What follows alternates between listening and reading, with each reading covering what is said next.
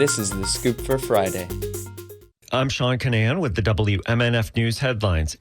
Creative Loafing now has local owners. In a press release yesterday, CL editor-in-chief Ray Roa wrote that a group of current employees and 2 new partners completed the purchase of Tampa-based 39-year-old Alt Weekly, and it's the first time in 18 years that Creative Loafing Tampa Bay is locally owned.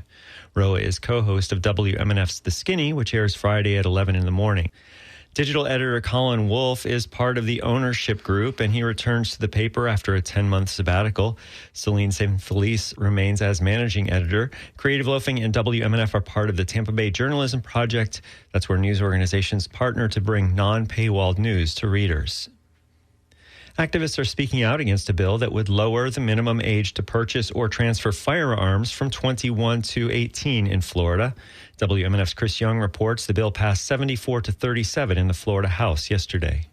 House Bill 133 would reverse a law that increased the minimum age to purchase or transfer firearms to 21 after the 2018 mass shooting at Marjorie Stoneman Douglas High School. House Majority Leader Tyler Soroy sponsored the bill. It was a tragedy what happened, and the legislature responded at the time the way that they thought best. As I said, I was not a member of this body. Had I been, I would not have voted for that bill. In a press call on Thursday, members of various gun control advocacy groups criticized the bill, saying 18 is too young to own a firearm.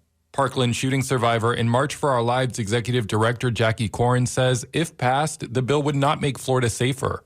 It will increase risk. It will put more young people in harm's way, more Floridians in harm's way, and it will reverse a policy that was enacted in direct response to tragedy. Similar bills have been passed in the House in prior years, but were never made law. Chris Young, WMNF News. The Florida House passed a bill yesterday that would require all private employers to use the federal E-Verify system to check the immigration status of new workers. The bill would expand a current law that requires public employers and private employers with 25 or more workers to use E-Verify. Democratic Representative Yvonne Hinson raised concerns about the bill placing an additional burden on small businesses.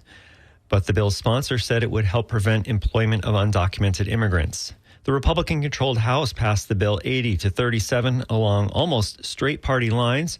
2 Democrats, Jose Alvarez and Mitch Rosenwald, joined Republicans in supporting the bill, while 2 Republicans opposed it. An identical bill has been filed in the Senate. The Florida House overwhelmingly approved a proposal yesterday that would revamp the state's sovereign immunity laws and lead to government agencies paying more money in negligence lawsuits. The House voted 104-7 to approve the bill. It was sponsored by Sarasota Republican Representative Fiona McFarland. Groups representing local governments have opposed the bill, pointing to potentially increased costs, including for insurance.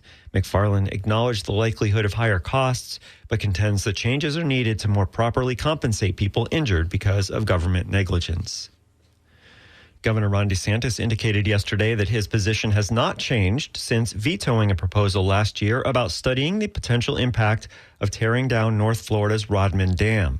DeSantis said, "I felt keeping the status quo was the right thing to do. I'm not sure that anything changed since I acted last year, but it was something that we thought about very seriously."